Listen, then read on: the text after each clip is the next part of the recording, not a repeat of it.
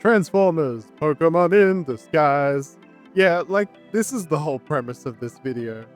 I've been playing some Xenoblade X lately, and I really dig the scales, transforming mechs that pretty much replace your entire party once you get them. Future's now, old man. But it got me thinking, what if we had a Pokemon mech game? And to double down, what if they could transform into 6 humanoid forms? I've done Cyclozar as an actual Transformers toy paradox before, but the concept here goes further beyond that. I'm going to end up waffling on about various aspects of this hypothetical game as we go forward with this, so before we start, make sure to like and subscribe, especially if you want to see more Pokemechs in the future. And comment below what Pokemech you'd like to see and what would their humanoid form look like. Let's start with the one I did initially for this one, Scolipede, one of my favorite bug types. So my premise of this game would probably be some kind of world where Pokemon are gone. Well, you know, the non-robot forms, and the only evidence of them are these mechs, seemingly blueprints of a long-forgotten age of elemental animals that people would dogfight with. Again, maybe even a more desolate world than that of Xenoblade X, having kind of no life forms except for humans at all. Yes, the only monsters here are humans. There'd still be all the evolutions and their final evolutions being the only ones able to actually transform. You'd probably have to craft each form or something like that. I don't know. But I hear you saying, isn't this just future paradox, Mons? And to that I say, shut up. Shut up. No, it's valid, but future paradox Mons have various motifs that they all share with one another, and most feel more like, I guess, toy-like versions of what a robot Pokemon could be.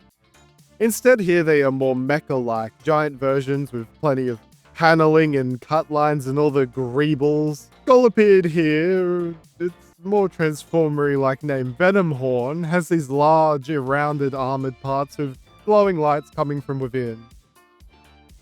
I also had to take into account a believable transformation for it too. Sort of with this one, the later ones I did a bit better, but listen, Game Freak, I'm here. I've designed it to work pretty well. Just make me some Transformers Pokemon, okay? Venomhorn unit, ready to deploy. Venomhorn, a bug and poison type. A Pokemon unit designed for hit-and-run tactics utilizing the latest in corrosive weapon technology. Venomhorns were built based off ancient local wildlife, giant insects with deadly venom that were the apex predator of their forests. These mecha Pokemon have augments. Venomhorn has the augments Gladius, which changes its type to fighting and poison type. It gives it increased attack, lower speed, and the sharpness ability, while the Spiny augment changes it to poison steel, giving it lowered attacking stats, higher defense, and the poison point ability. But in its regular form, you get speed boost. As you can see, I've done a bit of a spectrobes here and made it so that each Pokemon unit can have augments, interchangeable side grades for them that drastically change their playstyle. And I guess these would also reflect on their transformations, which, speaking of transformations, let's check out Venomhorns now. So I wanted each transformation here to feel unique in style, like some kind of Monster Hunter armor set. For Venomhorn, I wanted it to feel a bit like a large comical football, though I guess gridiron outfit, with a big helmet and large, chunky shoulders. I guess I'd say very stereotypical and comical more than anything. Transformations for the unit would be able to be done during battle, like some kind of mode-switched Mega Evolution, or I guess it's more of a side grade than anything else. I didn't think too far what would change fully. Maybe they'd get a unique moveset rather than a generic Pokemon moveset to go along with the possible type, ability, and stat changes. As you can see, I didn't include stats here because I imagine the stats and battles itself would be completely different. Battles would probably be some kind of large-scale 6v6 battlefield on these large kind of hexagonal grids with crazy stuff like fog of war and cinematic explosions. You know, something that Michael Bay would just froth over. I hope you can sort of see how the transformation would work here as well.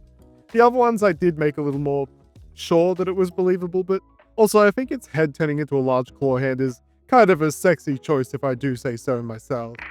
Venomhorn unit, transform. Venomhorn humanoid form, a bug and poison type. The humanoid form for Venomhorn. While not nearly as fast, their charges demolish other units like a wrecking ball and just as unstoppable. The horns from their Pokemon form becomes a crushing claw that injects held opponents with an acid that melts away important components, leading to the enemy unit becoming paralyzed. Venomhorn in this form gets the ability Venom and Claws, which gives a chance to poison on physical contact with an extra chance to trigger a paralysis effect each turn while the enemy unit is poisoned. Okay, so imagine that Venomhorn is like, in hero shooter terms, I guess, a mix of offense and in robot form defensive. This time we go full offensive with another out of left field Pokemon, Pyroar. I called Pyroar here Pride. It felt kind of cool and it also felt a little bit like a Beast Wars name. I've always felt like Pyroar would look cool with a full mane of constant fire, so being able to make a straight up robotic lion with burning fire mane was too good not to do. And don't worry, I've done both of the genders for Pyroar, the other one in the augment for the robot. This is the one that I started to make sure the transformation actually made sense, and the humanoid form was what was in my head before I even started on the Pokemon. Like, I could imagine getting an actual toy of this and transforming it. Warning, though, the booty of Pride here is where the head is. I did want to make it so that all the units kept the same types they normally are until you augment them. Gives a bit of the familiarity there, as each type would probably be like a manufacturer instead, I guess, than a type. Like Fire type is Flare Industries or something, and each of them would make their materials differently, adding like ancient bug shells for bug type to strengthen them. Just something very sci-fi like that. During the entire time of doing these, I didn't once think of Zoids, especially seeing as they are kind of popular again, even crossing over with Monster Hunter lately. Stay back, Zoids, that's my thing, but I think Zoids is a good sort of parallel for what I was going for here, just mixed with Transformers. Pride unit ready to deploy. Pride, a fire and normal type. One of the first units Flare Manufacturing built, an easy to use, powerful unit capable of stealthily taking out foes. The flames that spew from their body reach such high temperatures that only other Pride units can afford to stay around each other without fear of melting. Pride's augments are the Hunter augment, a pure fire type, which gives increased attack, lower defense, and the rivalry ability, and the Ribbon augment, which keeps the fire and normal type, but it gives stats up when leading other Pride of different augments. Pride in its normal form gets the ability Predator, which doubles this unit's speed at the beginning of its turn while unseen. So we got the blue flame augment here. It kind of gives it a big scary Sabertooth vibe, and an augment resembling the female form for Pyroar. But when you see the transformation for this form, you may be a bit shocked. Pride, transform! If Venomhorn is a sort of football player looking one, then Pride's transformation is entirely based on a sort of ninja and gladiator, which makes sense, with a little bit of anime mixed in. I probably will regret saying this, but the inspiration for Pride's mecha was kind of inspired by the mecha designs from Darling and the Franxx. Please, no, I don't like the anime, and it's pretty meh, but the mecha designs were actually pretty cool. Going from lion claws to a big old flame blade and shield, got some Monster Hunter sword and shield action going on. I thought it'd be cool if I do make more of these to kind of totally rework the abilities of Pokemon. Instead of abilities, there would instead kind of be parts that would attach to the Pokemon, maybe meaning that you could have multiple abilities on the Pokemon. For example, instead of just Intimidate, it would be an intimidating paint job. Get some Guy Fieri Flavortown flames on my Incineroar mecha to spook the enemy. But again, that'd add up a whole nother amount of different model changes that'd be added to the Pokemon, and we know that that would be a heck of a lot of extra things that Game Freak would need to do, including new models, and I don't know if they're up for that game. Pride unit transform. Pride humanoid form, a fire and fighting type. In their humanoid form, Pride keeps most of its basic abilities in nature. It still hunts from the shadows silently, but now prefers to cleave the enemy in two with a molten blade. They use their blade to cling to walls by plunging it into surfaces. Their acrobatic abilities are second to none and allow to perform peerless assassinations. Pride in its humanoid form still keeps the Predator ability. So I asked you all to give me some silly Pokemon to do, and one that really interested me, that being Sudowoodo. Such a challenge for a mecha, but I cooked in its normal and robot form, I reckon. So Sudowoodo here, or named Foliage for the mecha, shoutouts to my girlfriend for her idea here for the name, is a support robot in its normal form, pretending to be a tree, but also utilizing these special orbs on their hands that are little Bonsly units, detaching and providing recon for the team, all the while this robotic goober watches silently and sillily from a forest, till a missile braids down and they're the only ones left standing. This is one of the ones that I thought that maybe being a non-robot form for its transformation would have been interesting, becoming like a buggy or vehicle or something, letting it move faster, but doing that kind of opens up a whole different world for all of these designs. But hey, comment down below if you think that it'd make more sense to do that. Of course, despite it being supported, it isn't defenseless, and if you just like Sudowoodo so much and want to start blasting, you can switch it to its railgun form and really let hell loose. Foliage unit ready to deploy. Foliage, a pure rock type. A recon unit composed of multiple bonsai drones that attach to Foliage's fingers. R&D have continuously tried to upgrade this unit to more closely resemble a tree for maximum camouflage, but sadly what you see now is the most effective version of the unit so far. Foliage's augments are wide range, which changes it to a rock and bug type, which gives it lower speed and attack stats, but gives increases to the recon abilities. And the railgun augment, which gives it a rock and electric type, which gives it a higher attacking stats but a massive hit to the recon abilities. Foliage's ability is recon drones, which doubles this unit's vision and marks enemy units hit by attacks, increasing ally damage against them. So yeah, the augments, you get the classic long boy transformation, which I thought looked a bit like a stick bug, that's why I got the bug type. And you got a railgun in the I'm a healer, but looking lad. When they transform, Foliage becomes based off the kind of old anime robot styles. Things like Gigantor and Astro Boy sort of style. Very Egghead Island from One Piece for, the fans who aren't 80 years old. And this is all helped by the little bonsai orbs that is kind of flying off Foliage. It attaches to the top and becomes the head, while the other ones become arm joints and 2 roller skates. That's right, we don't need a buggy, we have a Sudowoodo on wheels. Pretty much this is one of those ones where it mainly just opens up and becomes longer. But I'm actually very happy with how this turned out. And I feel like there's a lot of opportunity for some super silly and fun transformations for Pokemon out there. I had an idea for a Bronzong one where it just opens up and an entire robot is inside. Maybe looking like Hatsune Miku, but with big Bronzong twin tails instead. Listen, I'm throwing out these ideas because I really want to make more, so share this video around if you want more, so I know it's worth it to do it. Foliage unit transform. Foliage humanoid form, a pure rock type. While transformed, Foliage moves on 2 of their bonsai units like roller skates. They quickly move over terrain without much hassle, but have to rely on a single bonsai unit for vision. Even when in this form, their combat capabilities are rather low, but a swift spin is strong enough to deter for fear of a large hand-shaped dent within their unit's chassis. Foliage in this form has the ability All-Terrain, which avoids the penalties and negative effects of terrain.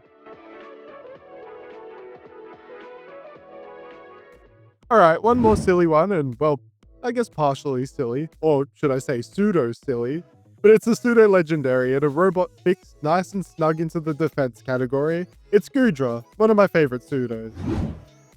I named this one Bunker, a little nod to the Hisuian form, that is now an augment for the unit.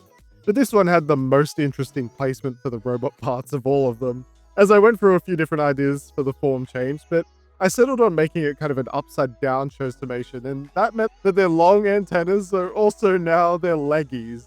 And surprisingly, it worked very well, if not a little weird as 2 long legs kick about. I imagine this would be a very defensive unit and barely really doing much with their physical attacks, except maybe some weird antennae kicks. But the thing about this one is that I kind of imagine this more as a robot that would be seen in the world helping people. Not just a weapon of war, but their large bulk and hardy nature would mean you'd see them in the world just kind of carrying cargo or being used in hazardous environments.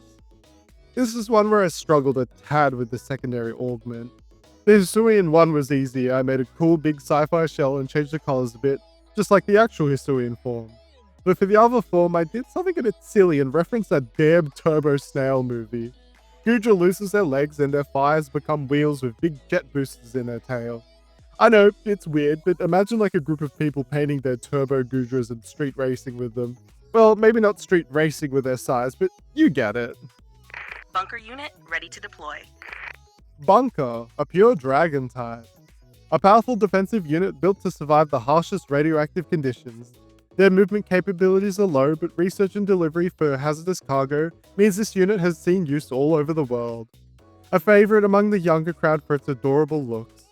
Bunker's augments are the Turbo Augment, which changes it to a dragon and ground type, giving it higher speed, lower defenses, and the speed boost ability. While the Cargo Augment gives it the dragon and steel type, increasing their item slots, which I kind of meant like ability slots or something like that, increased defense, and little to no speed. The final transformation here, I wanted something to suit the sort of weirdness of Gudra. It was to make some kind of special attacking wizard alien kind of hybrid. Again, the idea of transforming these guys meant that I could go kind of wild with this. I think flying types would be a super fun challenge to do with this, so possibly for another video. The tail of Bunker opens up ever so slightly to show the almost unimpressed face of their robot form, while a pair of goopy goop sprayer hands come out, kind of from within their body. Actually, this is one of those transformations where the body opens up as well, and all the limbs and head just kind of get shoved in there. I did add the poison type to this one, but I thought it'd make sense if it started spraying corrosive acid out. That can't be in the Geneva Convention for sure. I think I'd probably go back to this one and maybe add some kind of toxic goop cape or the like, just something on the back to add a bit more interest to the silhouette. But I'm still pretty jazzed with how weird and dangerous it looks. Bunker unit transform. Bunker humanoid form, a dragon and poison type. With low offensive capabilities while in their normal form, their humanoid form fixes that. Their arm cannons spew a viscous fluid that can have its state change. Anything from a sticky fluid to a violent acid can be produced. Many Pokemon units have been lost to rogue soldiers using bunker units in this form to dissolve away their Pokemon and take any valuables in exchange for their lives. This form of bunker also has the hazmat suit ability. Alright, so this is the quote-unquote April Fool's Month videos, where I make some out there designs. And our last one is gonna be another strange one, so make sure you stick around for that.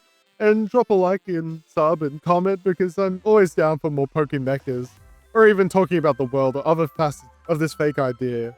I'll be honest, many of these videos are also putting kind of the idea out there of doing other design work with Pokemon involved. But hey, thanks so much for watching, and Subscribers, roll out.